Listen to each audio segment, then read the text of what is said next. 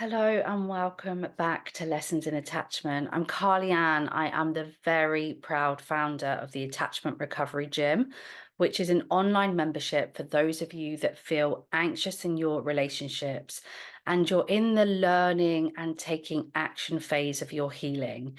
Basically, you're ready for change and you are determined to become secure and so much more.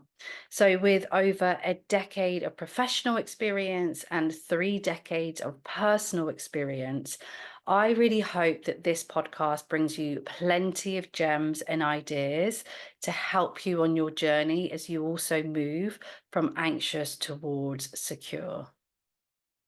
Today, I want to share with you 5 key lessons that I have learned in my own journey of healing anxious attachment in the last 5 years. I don't know, I haven't decided if they are my absolute top 5. It probably needs some more reflection than I've already given it, but these are certainly up there.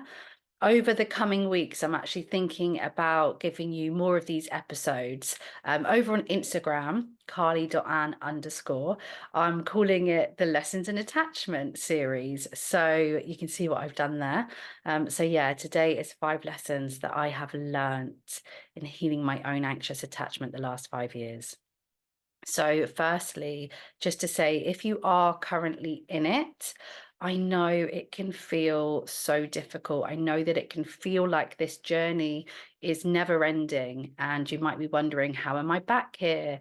Like, I thought that I had healed. So many things could be going through your mind right now, and you could be feeling a million different things. So, just sending you lots of support if that's you. Or maybe you're in a place where actually you're feeling really good right now. And like I say, you're just in that phase of like just wanting to expand and grow and keep this kind of energy going in the long term. So wherever you're at, and that's a complete like continuum, wherever you're at, we do have to, as a community of like anxious attachment, we do have to dedicate ourselves to this journey. And in a weird way, now that I am stepping back a bit and feeling more secure than I ever have, I can honestly say that in some ways, this is just the most incredible journey that I've been on. And to be where I am now, a place where I really didn't believe was possible, and to be helping others to create that same change and that healing in their lives, I really believe we all deserve. We deserve to feel more secure. We deserve to feel like the person that we're supposed to be. We deserve to be able to experience healthy, happy love in our lifetime. So, yeah, I just wanted to share that with you wherever you're at. You're genuinely not on your own. Like I say, there is a whole community of us. You're not on your own, and it's really important that you know that. So let's get into these 5 lessons. Okay, the first lesson that I've learned is that it's so important to accept the messiness of this journey. So when you are healing your insecure attachment, it can be really messy. It can be extremely bumpy, times where you're falling back into old patterns, times where you feel like this isn't working for you. And it feels messy. It feels like, what is the point? And what I would say here is this is really normal. It's really true what they say about healing not being linear. That idea of getting to a place where you can be 100% healed is a myth. New triggers can absolutely open up old wounds, or the same wound can be reopened and can catch you out of the blue. The best thing that I've learned is to deal with what comes up in the best way that you can at the time without the temptation to judge yourself, to criticize yourself. When I got into my now relationship, I was getting triggered by the same thing like clockwork, despite all of that inner work that I'd done whilst I was single. So this can really be messy and it can throw you off. I think once there's an acceptance of that, that's when you can start to move towards the things that help us with healing anyway, the self-compassion. I think when we can understand that, we can get to a place where we can move towards the things that help us with healing anyway, like self-compassion and the acceptance. So if this is feeling messy for you, know that that is part of this process. The next lesson that I learned quite late actually is about getting help. It's important to get help on this journey. I actually didn't invest myself into a therapist, a coach, or a course until I was in my 30s. And, regarding that trigger that I mentioned, that clockwork trigger at the start of my now relationship, I did end up investing in a somatic coach and a therapist alongside that because I was just determined. I could see this pattern coming up over and over again. I knew by now this was not about this person, it wasn't about this relationship. This was my inner experience being re triggered. We have memories, we have traumas, we have experiences that can be stuck in the past, and our body remembers. And there's nothing like a new relationship or someone you like to trigger us into the past. So it's really important that we can say, yes, you know what, I need help.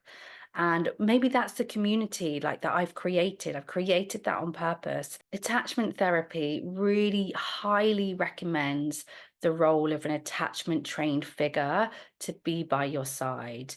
And just to say, because it's probably important at this point, that trigger that I hired a coach and a therapist for, it no longer bothers me now. And I don't know that I needed both, but I just chose to have both. I personally believe and have done now for a long time in investing in my well-being, my healing, in all of those things. And that will be different to some of you, depending on probably even where you're at in your journey. But that is for sure one of my biggest lessons. My next lesson, and I am super, super like passionate about this one. This one gets me excited when I'm helping people with this. This is the idea. Okay, the lesson is that what lights you up will save you. Now, you may or may not know exactly what lights you up right now. That's often actually part of this journey, especially when you're anxious and you give so much of yourself, or you haven't taken that time or had that time in your life to really commit to self-discovery, self-love, and just getting to know what it is that lights you up. Or maybe you do know, but taking that risk, getting out of your comfort zone in order to move towards something new, it can be really scary in the early stages.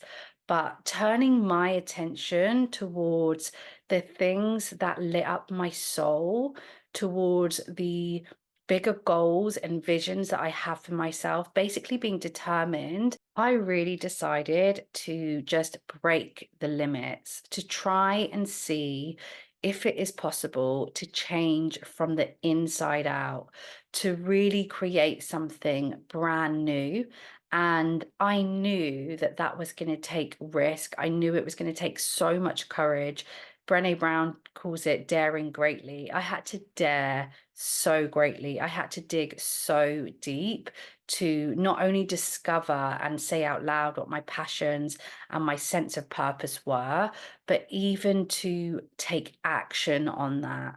And that includes when in a relationship as well, because one of the things that I was determined to do, and this is why I say what lights you up will save you, is because I was determined to stop giving my happiness and my self-worth away to someone else. And my fellow friends, anxious attachers, you know how we can have a tendency to give too much, to give up on ourselves in order to provide or fix or be there for other people, whatever it is that we're attempting to do.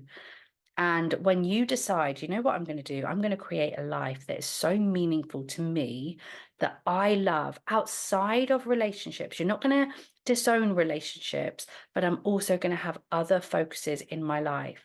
When you like someone, when you're in relationship, that then can be like a cushion, a continued guide, something to make you and independent. So as you can hear, I absolutely love this one. And this is why I talk about becoming secure and more, because you're so much more than your attachment style.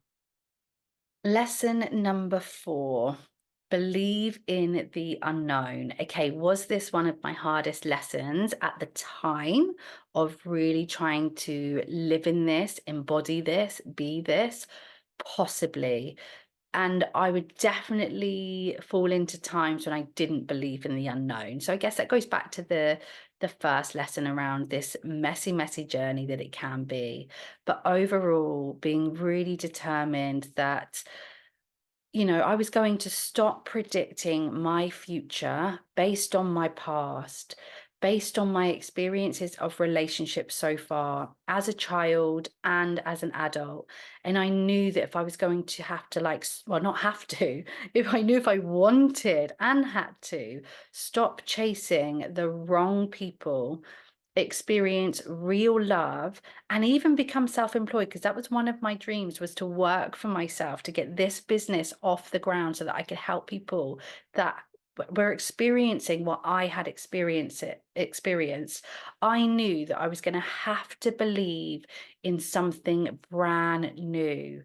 So I dreamed, I visualized, I meditated on this new life ahead of me, really embodying the feelings I haven't yet experienced in my actual life, instead of looking behind me, believing in the unknown that someone amazing would walk into my life at the right time and I would be able to feel secure and sustain that relationship and not check my phone a million times an hour, and not do all of the things, let the jealousy get in the way, not push this person away, not to take blame, but they were my behaviors and I take responsibility for that, and so many other behaviors as well. So believing in the unknown was a huge, huge lesson for me, and one that I would continuously come back to when I felt myself slipping into that hopelessness that can also come on this journey. And guys, the fifth and final lesson is to never, ever give up. This was one of my promises to myself. Again, the messiness, the falling into the old patterns. No matter how many times I found myself on the bathroom floor, back in that anxious avoidant trap, getting triggered in my relationship, after the necessary release of grief and whatever it is that I needed to go through, because I'm not one to suppress and push away our inner world or our feelings or what might be coming up for us. So after that necessary time and really being able to decipher, when am I needing to feel, when am I needing to release, and when am I just wallowing? So I guess this is kind of another lesson in here. But then to remember and come back to this lesson, I never give up. And I remember I would always say, we get up and we go again. One of my favorite quotes is, the sun will rise and we will try again. And that is because there are difficult times. There are days where it feels tough. There are times where you fall back into relationships. You miss the red flags. There's times where we go through endings with someone where we thought this could be the one, like the secure one. Never, ever give up. We get up, we go again, and we know somewhere in here is a lesson.